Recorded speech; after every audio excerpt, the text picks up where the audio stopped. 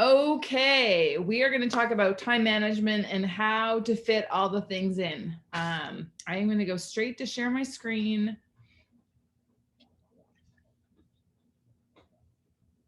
And if anyone comes into the call, they should pop right in. So let's go. Move that out of the way. And slideshow. Play from start. Okay, so Badass Wellness Community, one of our new logos we're still deciding upon. So the big question is, how often do you struggle with getting everything done in the day? With wondering where the hours went, with wondering where your list, your Post-it notes, your whatever, your notes on the back of an envelope, where did you put them this time? Wonder how other mamas do it. And how often do you say, I'm just too busy? Busy is not productive. Busy is a word you should really start removing from your vocabulary because it's just not, it's not productive. You know, we have to find alternatives. So if you find any of those, you're not alone, because I think probably 99, okay, there's a percentage of women who have it all together and they're totally organized and they know what to do. Some of those people that you think are super organized are not. They're just frazzled. They just put up a good front. But most of us are like, whoa, how are we going to get all this done? So it comes down to a bit of planning. So step one, figuring out your priorities. What really needs to get accomplished each day? Sometimes we do a lot of extra things that can wait. Let's focus on what has to be done today and then worry about what can be done next week or next weekend, or like control the controllable and prioritize those controllable things. What is crucial and what can wait till you have extra time? Write down all of your tasks and put them in categories. Put them in the crucial, the right now, the crucial, but it can't really be done right now till I have all the pieces, so that needs to wait a few days. And then again, a project that doesn't need to be done right now, maybe we can wait till we have more time. Yes, it takes a little time to write them all down and prioritize, but it beats thinking of things at 1 a.m. and not being able to get back to sleep, because we've all been there too. No one is always busy. It just depends on what number you are in their priority list. So make sure you put your important people high on your priority list. Find time to call them, find time for coffee, find time to have that quality time, because that can be gone. So make important people and the more important things your top priorities. Step two, have one master calendar, have a command center. It can be a paper calendar, it can be a computer calendar, but have one place where you put everything. While you're on the go, you can write things down, preferably in your phone, so it's still on a calendar, and then transfer it to the main place when you get home. Or better yet, when you're out and someone asks you your schedule, say, hey, let me write that down and I'll get back to you when I get home and get back to my master calendar. It's a really great way of putting off an answer till you've checked out what's really going to work for you. Add everything to your calendar: appointments, tasks, commitments, unavailable time, and personal time. Waiting for 3 weeks to shave your legs or pluck your eyebrows or something that's super important to making you feel your best because you can't find time is just silly. Put it in your calendar. Go to your room 10 minutes earlier before you go to bed. Get up 10 minutes earlier to shave. Like, make yourself a priority and schedule it in. Schedule an extra 15 minutes for lunch. And if you like to color, if you like to do the crossword puzzle, I do a Sudoku every day at lunch. Just read the paper, eat my lunch, and I do my Sudoku. And it just lets my brain relax and I'm ready to get on with my day. So schedule these things in and then honor your calendar. Don't just say, oh, I don't have to do that today. I'll do it tomorrow. If it's on your calendar, do it. Make your calendar a priority, and then you're less stressed at the end of the day or the end of the week or whatever it is. Implement weekly planning. So Sunday night, go down and we'll get to kind of calendar planning in a minute, but figure out where those tasks are going to go, those appointments, those schedules. And your end goal is to be proactive and not reactive. So I know I have been there so many times. Oh my gosh, I forgot to do this. Oh my gosh, I forgot to put that in my calendar. Like that, oh my gosh, let's stop that. Let's be proactive. If we're organized, we look at our calendar every morning, we're going to be on top of the ball. We're going to be on the ball and ready to attack rather than like feeling like we're struggling to stay on top. The key is not to prioritize what's on your schedule, but to schedule your priorities. Stephen Covey is the designer of some top rated calendars. So he's all about planning and scheduling and making priorities. Adding structure. So this is a way to make it work for you. Time blocking is a tool that a number of our coaches have been using lately, and it's to break down your day into hours and plan out your commitments. You can use color coding. You can use you can block similar tasks together. You should include travel time and meal time and appointments and even workouts. So here's an example. This is Tabitha's schedule. So an example of someone who's working as well as her home job as well. So in the morning, she gets up at 5 to 6 and she feeds the calves. Then she scheduled her workout, and then she takes her kids to school, and then she does laundry. And you've got 4 kids and a farm, you have to do laundry every day. And then if she has a second workout, and then her working time, and then her social media time. So she's scheduled each thing in, pick up the kids. Sometimes you forget things like that, but it's part of your day. So you write it on your calendar. And then, maybe this evening time, she can schedule other specific. So you can get more detailed than this. Some weeks she'll have getting appointments like haircuts and right now she's got softball at the same time as a coach call. Things are going to overlap. And then you have to figure out what's most important. Taking your kids to their sport is going to be most important most times. So it's figuring out when you have conflicts, what to do with it and how to make it work, how to, catch up on something else later. But blocking your time is super, super important. Just so you make sure you get it in there. And then this is going back to your master list. These are all pulled off of your list of what's important and has to get done each day. Another great tool is writing everything down, like kind of brain dumping all your activities and then putting them down. This is Mary Beth. She has all her to-do lists, food collage, make appointments, go through each thing, and then she's blocked them out in time, how to fit everything in. And so some of these items on the left can be pulled into the working time. Like I have a time to connect and invite. That's going to help me cross off my that to 100%. So going through your scheduled time block will help you cross off on that to-do list as well.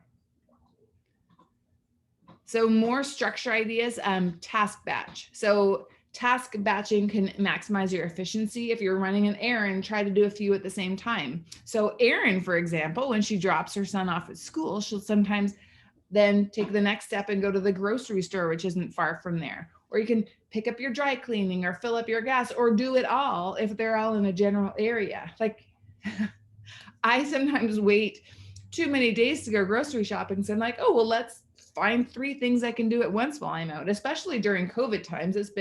I'm like all about task batching when I'm out and about. Get as much done as possible on one trip out of the house. Aligning your tasks to the best time of the day. How often have you tried to write an email, half an hour after lunch when you're kind of lagging with energy and you're not feeling very productive? It's really hard to have the energy to write a productive email. So do that maybe after your workout when you've got like an energy buzz, or right after your morning coffee is kicked in, or before your workout when your energize is just starting to kick in. Do tasks appropriate to the time, like sending out emails you want or messages you want responses to.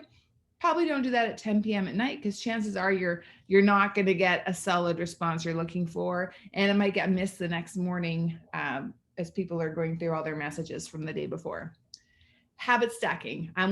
Once one task becomes a habit, you can add on to it and still keep on your plan. So it can be as simple as, I'm going to have lunch now. Well, if I drink my water first, I might eat a little less at lunch. So the new habit, you're teaching yourself is to have that big drink of water before you eat your lunch, before you eat your dinner, or as simple as brushing your teeth. I brush my teeth after I wash my face, before I do this, before I go to bed. If you want to add in some more things to your beauty regimen, you're going to add them in and kind of habit stack them together. We can move this between so many different areas of our life, things we want to work on improving. So whether it's nutrition and habit stacking of going to your veggies first before you have your nuts for an afternoon snack. I'm going to have my carrot sticks first. Habit stacking those things together. Using a timer. Use a timer to help you stay focused on specific tasks for specific amounts of time. So you learn, okay, this is an appropriate amount of time to do this. Prioritize your time to ensure the most important things are done. Don't be busy without a plan. Power hour your time. So have a plan with your work time, your time tasks to help you focus and accomplish your daily behaviors. So in Beachbody, we have a business activity tracker. We have power hour tools. So we have everything laid out so we can make full use of that hour of work time and get a lot done, as long as we stick with a schedule and stick with a plan. And learn to say no without guilt. If the task doesn't align with your goals and your weekly calendar, sometimes you just have to say no.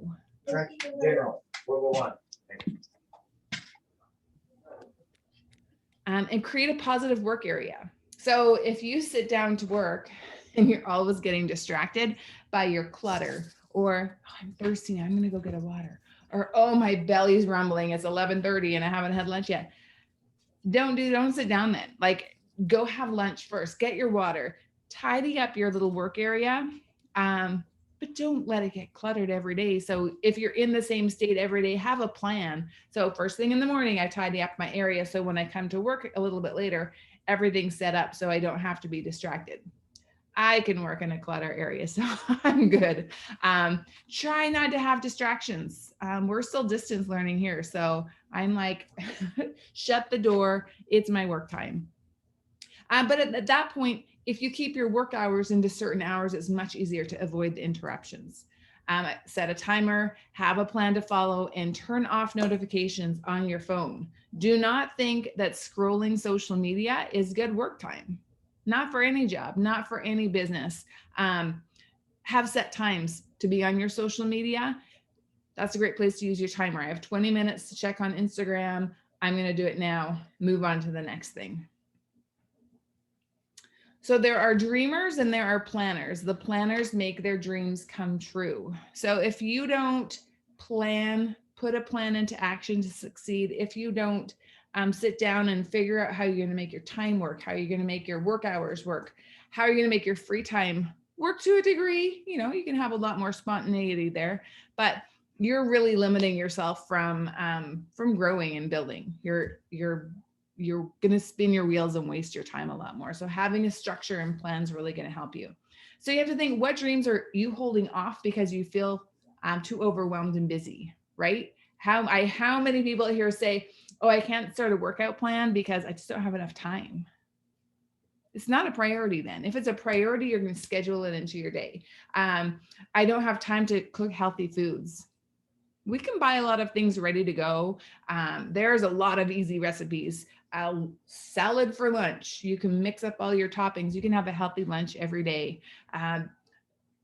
Dinner, cut up some vegetables, cook some vegetables, cook a protein. You have a healthy dinner. It can be super easy. You just have to take a little work to learn. And same with building a business, any business, but a Beachbody business, it's just about structuring your time and using that time wisely and using the tools and digging in. But having a good calendar, planning things out is the ultimate tool for using your time. So you're never in a situation where, I hear it because the situation of, Mom, you've been working all day. The reason that happens for, more specifically, stay-at-home, work-at-home moms is because we don't always have that time crunch. The busiest people, if you are working a full-time job, running kids around and trying to run a side business, you are actually more likely to be successful in your side business than someone who's at home and doesn't have a time crunch, because you've learned to make use of your time. Otherwise you couldn't have survived. So everyone has to make use of your time. Make work hours, no matter how much or how little time you have. And that's going to make you so much more productive. So I'm going to stop my share. We've got 4 of us now. So I am going to share this. Well, I'm going to share the recording with you guys, but I'm going to share the PowerPoint too, because there's just so much useful information you can print out. I might see if I can put it into PDF form so you can print it. But just power blocking your time, structuring it, and using pockets. And the other thing is using pockets, like if you're picking your kids up from school, that can be your time to scroll through your social media. That can be your, like, use your pockets of time, even if it's 5 minutes. Everyone's busy and running. Everyone's got something that's coming up. So you just have to make sure use of little pockets of time sometimes, and don't be a time waster, because I know I can be a time waster way too often. And then I'm like, it's 10 o'clock at night and I have to start working now, which is insane. So use your time wisely. And that's my biggest tip. So does anyone have any questions? Does everyone have a good master calendar? Paper versus, I am currently using the Rise Up planner. I'm actually got 1 month left, so I'm gonna get it again. Moira Kusaba is a top Beachbody coach. And apparently if you get it, I got this from Amazon, but if you get it from her, it's got tabs and everything as well. And it's a little bit more expensive. But I know Erin has the Chic, what's it called? I never got it. Oh, you didn't get it. Did Michelle get it? There's one that I have that one, but I haven't used it. so you can't give me a rundown. Okay, I think I'll keep using this one, because what I like is it has the month, so you can put all your monthly information. And then it has like, you can write down customers you're talking to. And then each week it allows you to time block. So you can really break it down. And it has, it has a lot of stuff I've never used. Like you can do weekly, monthly goals. And in the back, there's a whole section for like calls for taking notes. And instead I have those across 3 different notebooks. So maybe I should start using them in here.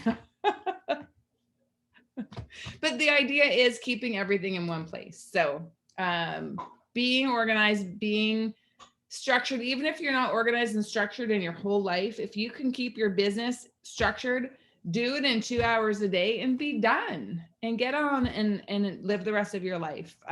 It's way too easy to let things take up too much time. But enjoy your hobbies, enjoy your other activities as well, because that's super important. So I always enjoy Christy's smiling face when her picture pops on. Her sparkly smiley face. But so I'm going to stop it there. It was short and sweet and lots of information, and you guys who hopped on late can listen to the recording, because that will get you more information. So happy Tuesday, and we'll talk to you guys later. There's Christy's real smiling face. Bye, guys.